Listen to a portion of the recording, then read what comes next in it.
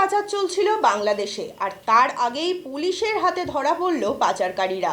বাংলাদেশে তরল পাচার করার আগেই পুলিশের হাতে ধরা পড়ল তারা। বাংলাদেশে পাচার করার আগেই তরল মাদক সহ এবং একটি বাইক সহ একজনকে গ্রেপ্তার করা হলো। পাচারকারীদের আজ বারাসত জেলা আদালতে তোলা হবে।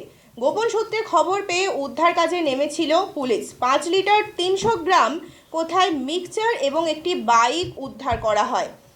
আদালতের কাছে 10 দিনের পুলিশি হেফাজতের আবেদন জানানো হবে পুলিশের তরফ থেকে।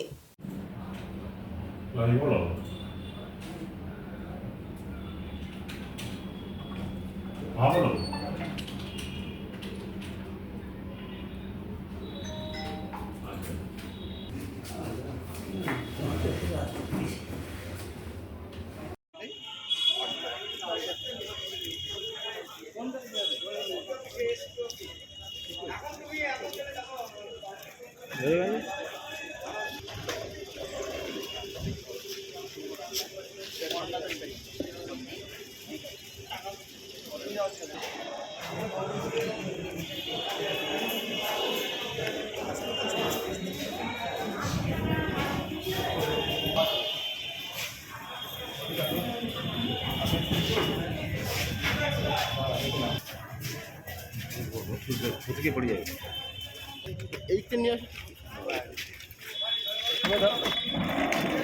মোবাইল স্যার মোবাইল এর ভিতরে ও আচ্ছা একটু দাঁড়াতে বলে ফাইল আইছে ও হ্যাঁ হ্যাঁ হ্যাঁ